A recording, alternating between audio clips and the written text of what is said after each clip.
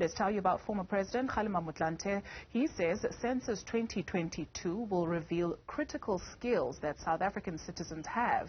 He says that will allow the country to participate holistically in the economy and the government to bring more skilled individuals where they are needed. Motlanthe was counted at his foundation's offices in Houghton on Tuesday morning, and that is where Pelane Phakgadi was keeping an eye on that. Bring us more of what came out of that, Pelane. Well, definitely, Dudu, and I think it was very much a heartwarming to see the former president all in good spirits and with his partner there to be counted, and thought that this was an important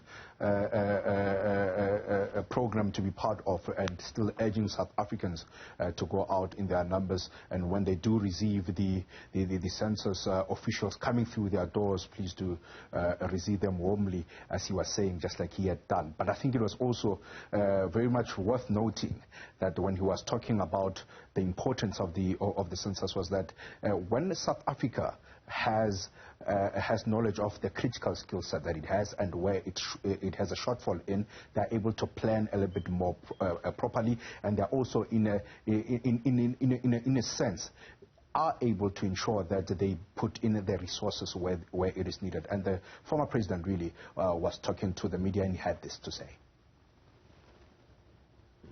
Well, education, as you know, is the best equalizer, and so we must work on that aspect of our South African makeup, particularly in terms of basic education, as well as because it's at that level where you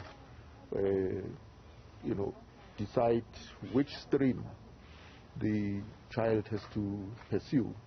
Is it the artisanal or the academic? And that's where the TVETs play an important role. And we must improve our TVET colleges so that they produce the skills that the economy needs most. And as you know, in this day and age of modern devices, artificial intelligence, you also need your workforce to be properly skilled. Yeah. He also has a position on Russia-Ukraine.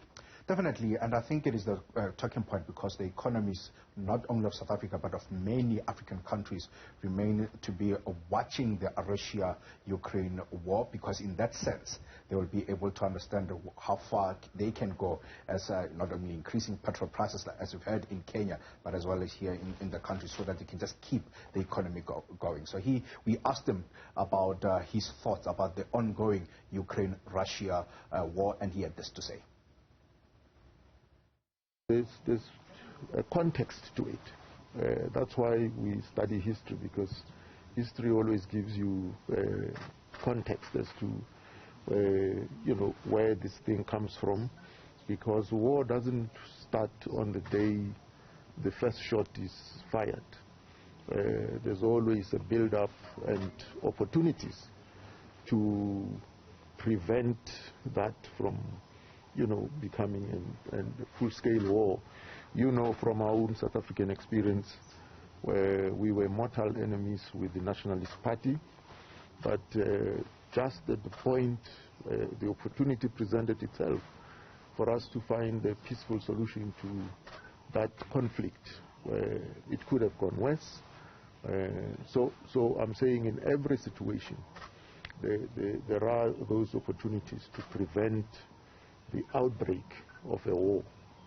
If we don't grab that opportunity and we fail to do so, and it breaks out into war itself is, firstly, the first victim of war, as you know, is the truth.